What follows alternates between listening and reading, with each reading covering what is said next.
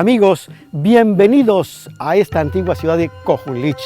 En este capítulo tendremos la presencia de la investigadora Adriana Velázquez Morlet, quien nos guiará a través de los mascarones, el juego de pelota y otros lugares más. Sean ustedes bienvenidos a 2012, el tiempo de los mayas.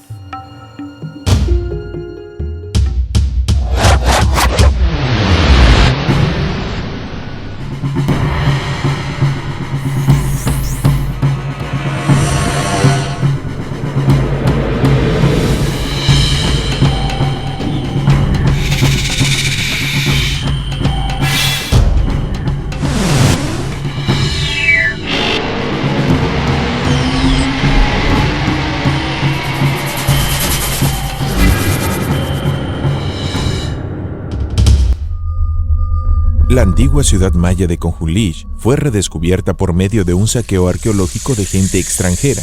Corría el año de 1968, cuando el campesino maya, don Ignacio Exul, acompañado por su hijo Jacobo, salieron de su comunidad llamada Francisco Villa, con la finalidad de ir de cacería. Caminaron por varios kilómetros hasta llegar a una colina de corozos, o sea, una elevación cubierta de palmas, en donde se separaron. Jacobo escuchó ruidos que venían de un pequeño cerro. Cuidadosamente se acercó y pudo ver a extranjeros cavando para extraer un gran mascarón. Inmediatamente le avisó a su papá y juntos se presentaron con los extranjeros, quienes les ofrecieron dinero para que les ayudaran a llevar el mascarón y que no los denunciaran. Ellos rechazaron el dinero y los denunciaron con las autoridades en Ciudad Chetumal. Desde luego que los extranjeros huyeron. Don Ignacio y Jacobo dieron una muestra de coraje y celo que debemos tener cada mexicano para defender nuestro patrimonio arqueológico. Cojulich. A principios del siglo XX, el sur de Quintana Roo era una amplísima región de selva inexpugnable en la que solo los chicleros y algunos aventureros se adentraban a visitarla y a recorrer sus árboles y sus ríos. En esa época, en 1927, Raymond Merwin, que era un médico militar inglés, decidió aventurarse a esta región acompañado de los madereros y de los chicleros que traficaban productos en el río Hondo, y desde allá, a través de las líneas de tren que había para sacar la madera, llegó hasta este lugar que en esa época era conocido como Clarksville porque era un campamento maderero y chiclero, y aquí le dijeron que había unas ruinas de considerable importancia. Entonces Merwin llegó, descubrió para el mundo occidental este sitio y a partir de entonces comienza la historia arqueológica de este enorme sitio llamado Cojulich. Es una enorme zona de lomeríos cubiertos principalmente por corozos, que es una palma muy característica del sur de México y Centroamérica, que da unos pequeños cocos que fueron de hecho los que atrajeron en principio a los expedicionarios que llegaron buscando maderas y chicle a esta región. Del corozo se extrae un aceite muy fino que a principios del siglo XX se utilizaba para algunas maquinarias y para algunos vehículos que se utilizaban para el traslado de maderas. Ese fue uno de los atractivos de esta región, que era conocida entonces como Clarksville, porque muy cerca de aquí había un pequeño campamento donde los trabajadores reunían la madera, el chicle y los productos que sacaban de esta región para llevarlos hacia el río Hondo y posteriormente hacia los puntos de Centroamérica donde era transportado a otras regiones del mundo. Estamos en la Plaza de las Estelas de Cojulich. Es una de las plazas más grandes del sur de Quintana Roo, una plaza que es resultado de una secuencia de construcciones de muchísimos años que podía haber principiado hacia el año 500 o 550 y haber terminado hacia 900 o 1000, muy cerca del abandono de este sitio. La plaza es resultado también de la construcción de edificios de diferentes épocas y con diferentes estilos. En el lado oriente tenemos un edificio bastante temprano, posiblemente construido hacia el año 600, que después fue cubierto por una estructura posterior. También hacia el frente tenemos al edificio conocido como Las Estelas, que en su tiempo estuvo cubierto por una crestería con un personaje muy parecido a los que son conocidos en Balampú, en Campeche, que tenía un cetro y estaba pues en una posición que denota su origen divino y que pertenece a una de las dinastías gobernantes de Cojulich. Esa crestería después quedó cubierta y el edificio tuvo nuevas funciones y el mensaje político que se ofrecía al observador a través de la crestería ahora se daba a través de una estela que seguramente estaba estucada y pintada y de la que desafortunadamente ya quedan muy pocos elementos.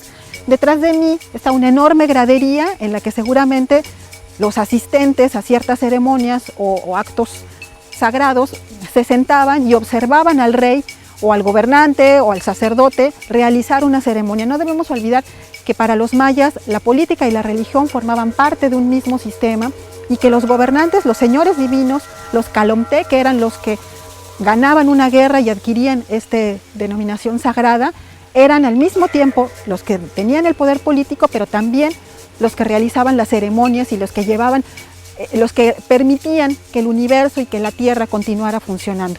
Ese es el papel principal de los señores divinos y por eso toda la iconografía y todos los elementos que se desarrollan en Cojulich y en otros sitios de la zona maya tienen que ver con esta necesidad de reforzar el poder divino y el origen divino de sus gobernantes.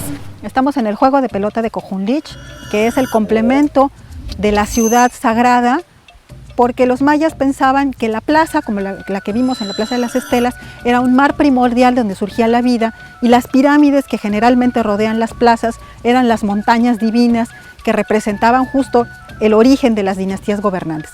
Los juegos de pelota son la entrada al inframundo, representan el paso del sol por la noche, y esta guerra que los gemelos divinos emprenden originalmente es repetida en cada enfrentamiento de los jugadores de pelota, y por eso el juego de pelota realmente no es un deporte, es una ceremonia que igualmente es atestiguada por diferentes personas, pero más que un ganador de un juego, es el ganador en esta lucha del día y la noche y el paso del sol hacia la noche. Esta lucha eterna en la que el sol es devorado por el dios jaguar del inframundo es representada aquí, eso representa el juego de pelota, y por eso las ciudades importantes siempre tienen al menos un juego de pelota.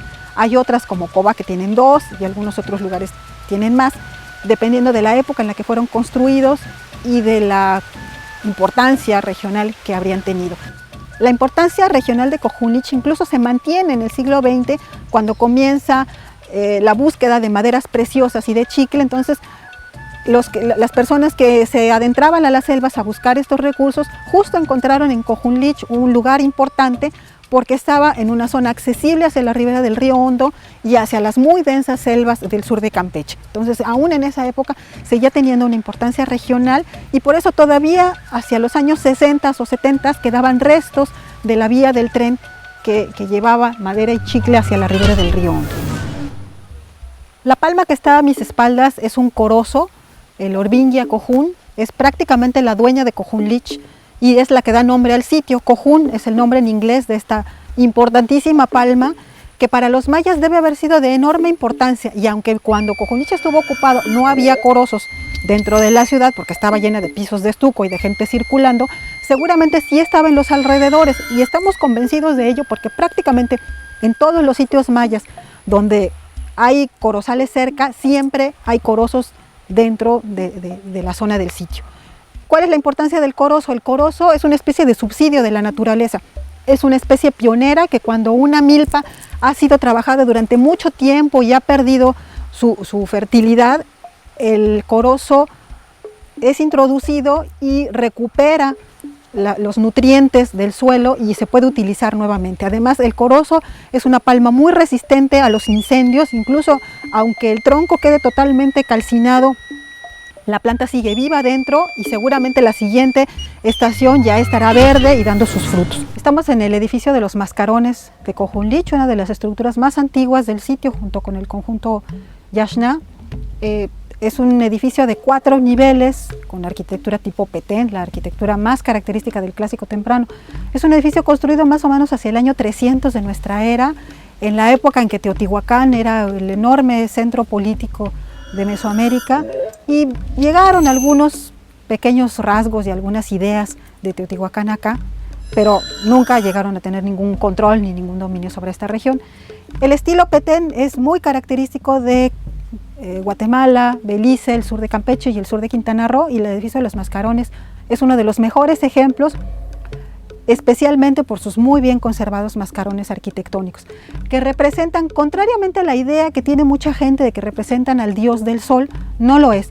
Representan a los gobernantes de Cojulich en vestidos de los atributos de deidades solares para de alguna manera reforzar su imagen como centros del mundo, como centros del universo y como las personas que podían garantizar la perpetuidad de la vida y eran el centro del cosmos. Por eso la imagen del gobernante tiene los ojos con el glifo Kin, que es el glifo del sol, tiene unos adornos de jade en la nariz, unas narigueras de jade, y debajo de él hay un pequeño jaguar que representa al jaguar del inframundo. Encima tenía un tocado que cambia en cada uno de los mascarones y según Linda Schilly representan posiblemente el nombre o la familia gobernante a la que pertenecían. Y decimos que representan el centro del universo porque está rodeado de todos los atributos que eran fundamentales para la vida de los mayas. Debajo hay una banda celestial que tiene al Sol, tiene a Venus, tiene diferentes elementos que forman parte del cielo de los mayas. A un lado tiene algunas plantas acuáticas y arriba tiene lo que Linda Schilly creía era el glifo Shok, que es un tiburón que posiblemente tenga alguna relación con el nombre de la ciudad original o el nombre del linaje gobernante de esta ciudad. Cada uno de los mascarones es distinto y creemos que representan a personajes distintos que gobernaron Cojulich en momentos distintos. Mascarones de esta calidad no hay en ningún otro lado del estado. Los de Chacamacaten son de otra manufactura, son mucho más antiguos, igual que los de Ixcabal. Y para el clásico, el temprano, la última etapa del clásico temprano, estos son el mejor ejemplo de la manera en que los mayas retrataban el poder real y perpetuaban su dominio sobre el resto de la comunidad. Es muy notable en estos mascarones que aún a la fecha conservan la mayor parte de su color original, que es predominantemente rojo. ¿Cuál es la razón de que sea rojo? El rojo es el color de la sangre pero real. Y por eso es importante que los palacios y los templos principales siempre estén pintados de rojo, porque para los mayas la sangre real era el atributo principal que identificaba los edificios y hacía suyos las construcciones una vez terminadas. También es muy importante recalcar que hay un pequeño tejido aquí, que es el glifo Pop, la estera, que representa también el poder de los gobernantes, el poder real, y que es un elemento que se utiliza en toda Mesoamérica. Incluso los aztecas utilizaban este elemento de la estera para representar a sus gobernantes. Es un rasgo que tienen los mascarones en cada uno de ellos, y también cuenta todavía el mascarón una orejera que debió haber sido de jade en la vida real, con sus pequeños clavitos que la sostienen, y hay también algunos animales y personajes acuáticos a los alrededores. Entonces, si sumamos todos estos elementos, nos damos cuenta de que está el agua, el cielo, la tierra, la noche, y al centro, el gobernante. Es el centro del universo y el personaje que va a permitir que se perpetúe la vida para cada una de las personas que viven aquí.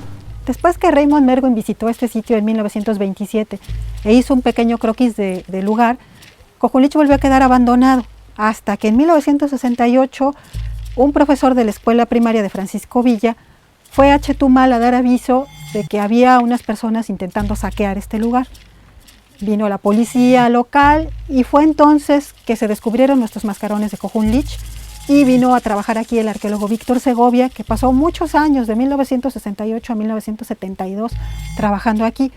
Él exploró esta estructura que comenzaba a ser saqueada, los mascarones ya habían sido expuestos parcialmente, y descubrió que donde estoy parada había una enorme excavación que llegaba hasta una tumba del clásico temprano, que ya había sido saqueada, pero de la que se conservaban algunos elementos que permitieron saber que esa tumba correspondía a un personaje de la misma época en la que se habían fabricado los mascarones de estuco que hemos visto aquí.